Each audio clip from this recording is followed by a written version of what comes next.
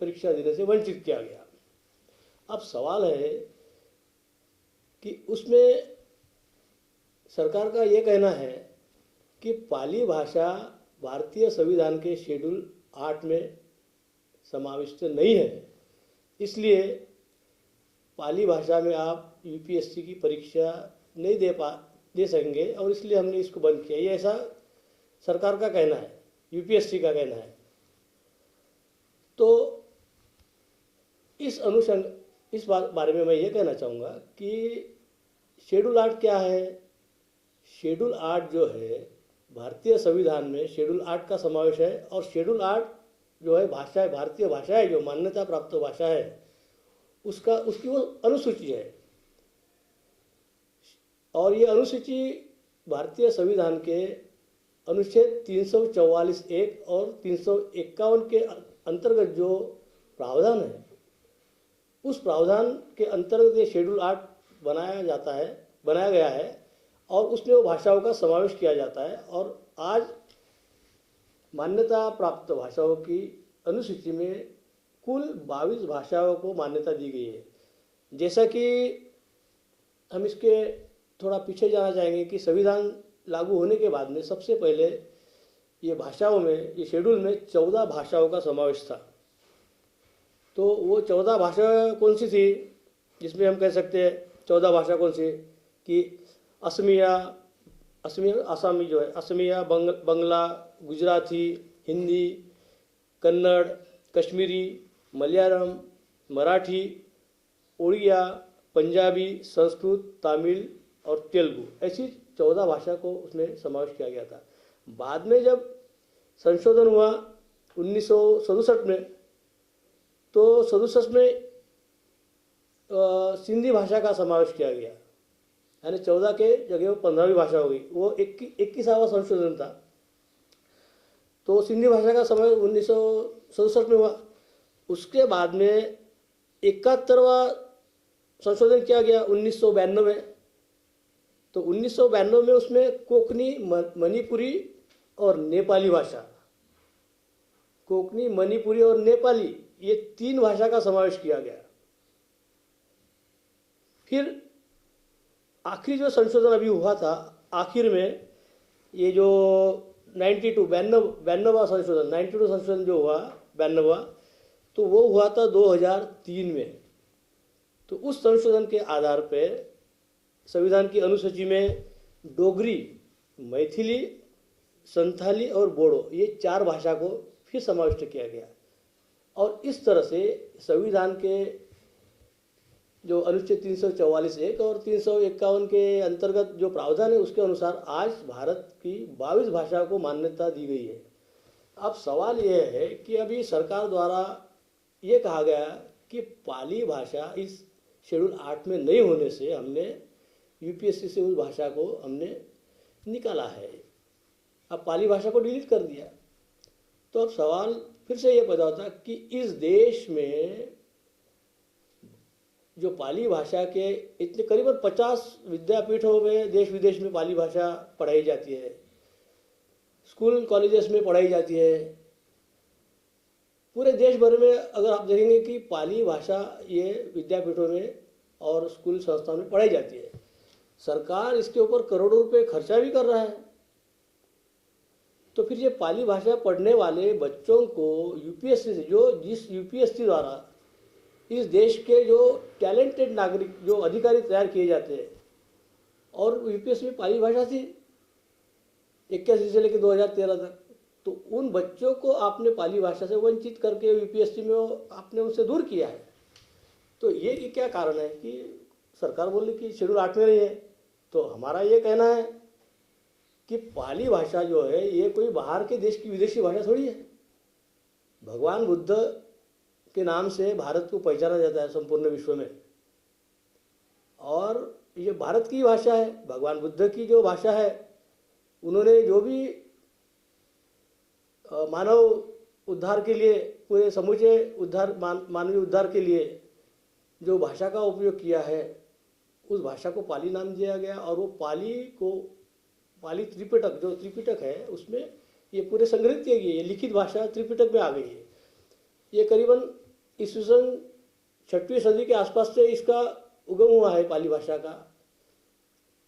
तो मोस्टली जो हम कहना चाहेंगे कि भगवान बुद्ध के काल से बाद में सम्राट अशोक के भी शिलालेख है, और ये सब पाली भाषा जब देश विदेश में थी उसका त्रिपिटक में संग्रह है।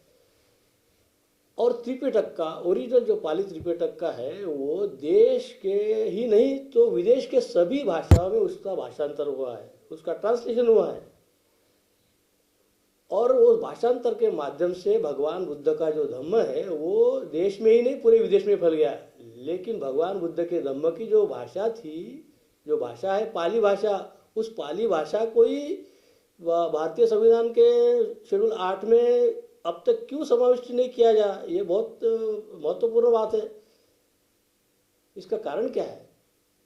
तो भगवान बुद्ध ने तो बहुजन हिताय बहुजन सुखाय, चरत भिक्षुवे चारुकम बहुजन हिताय बहुजन सुखाय, ये उपदेश, ये पाली में उपदेश है भगवान बुद्ध का कि समूचे मानव जाति के हित के लिए, कल्याण के लिए भिक्षु आप चारों दिशा में जाओ और इस मानव जाति का आप कल्याण करो। और ये संदेश आपको, ये जो मूल पाली भाषा है बुद्ध की भाषा पाली, इसी में आपको देना है, क्योंकि ये लोक भाषा है, सबको समझने वाली है, ये कोई क्लिष्ट भाषा नहीं है। जैसे संस्कृत ये बहुत कम लोगों को समझती है, या छांदस जो है वेद संस्कृत ये ग्रंथ है ये सभी को नहीं मालूम।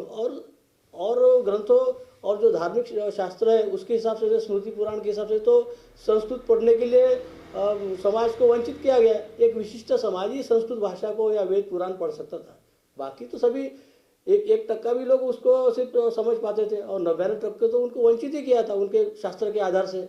मनुस्मृति है वो बोलती कि किसने क्या पढ़ना चाहिए, किसने क्या नहीं करना चाहिए। अगर कोई उसमें जो जाति वर्ण व्यवस्था निर्माण की है और उसमें शूद्र वर्ण को तो भाषा सीखने का कोई कारण ही नहीं। अगर कोई सीखता भी है तो उसकी जीभ छाट दो, उसके कान में शीशा गर्म तेल डालो, उसकी जान ले लो, यहाँ तक की भी बातें वो शास्त्रों ने बताई है संस्कृत में। लेकिन भगवान बुद्ध के पाली भाषा में त्रिपिटक में ये भाषा के लिए, ये भाषा बहुजन हिताय बहुजन सुखाय ऐसी भाषा है।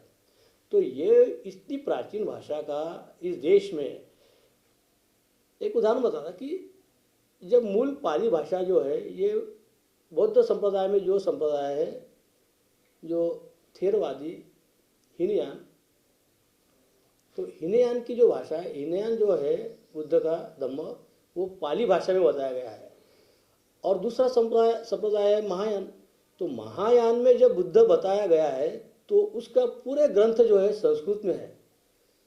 अब इसमें मेजर जो सबसे बड़ी महत्वपूर्ण बात है कि पाली भाषा में जब हीनयान में बुद्ध है पाली ग्रंथों में, तो बुद्ध ये मानव का पुत्र है, मानव जैसा हम सब मानव के पुत्र है, तो बुद्ध ये पाली में मानव है।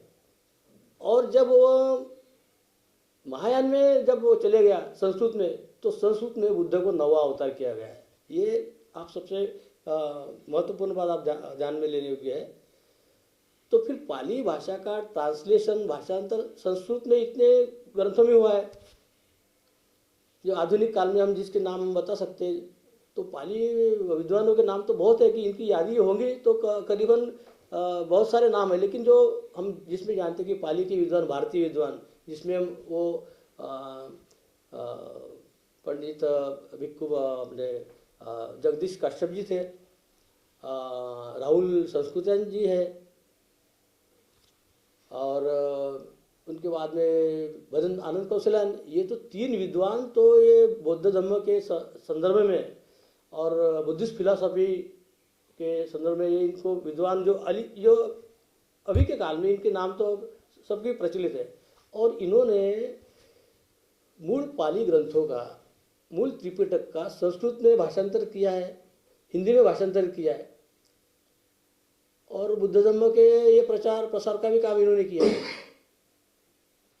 बाकी तो ऐसे ज्ञात अज्ञात ऐसे लोग हैं कि जिन्होंने पाली को जिंदा रखने के लिए उन्होंने बहुत काम किया है, उन्होंने बहुत ग्रंथों के निर्माण किया है। डॉक्टर बाबा साहब आम्बेडकर ने जब 14 अक्टूबर 1956 को जब नागपुर में धम्म दीक्षा ली गुरु चंद्रमणि के हाथ से, तो उस वक्त जो दीक्षा लेते वक्त बुद्धम शरणम गच्छामि, धम्मम शरणम गच्छामि, संघम शरणम गच्छामि, तो ये जो है ये पाली में ही है। ये बुद्ध का तत्वज्ञान, ये बाबा साहब ने उनका अनुसरण किया और बुद्ध धम्म की दीक्षा खुद ली और 5 लाख लोगों को 14 अक्टूबर 1956 को धम्म दीक्षा देकर उनको धम्म की इस महायात्रा में उनको शामिल किया और बुद्ध बनाया। तो और बाबा साहब ने 1954 के रंगून के भाषण में भी कहा था, जब वहाँ जब भाषण दिया था तो बाबा साहब ने कहा था कि मैं इस भारत के संविधान में महामहिम राष्ट्रपति के भवन में धम्मचक्र प्रवर्तनाय ये पाली का मैं घोष वाक्य वहाँ डाला हूँ और पाली की व्यवस्था भी, पाली भाषा की व्यवस्था भी मैंने संविधान में किया हूँ। तो उसका आधार ये है कि पाली की व्यवस्था कहाँ है, जो भाषा की शेड्यूल 8 है उसके संदर्भ में वो वक्तव्य है। तो फिर जैसे शेड्यूल 8 में 354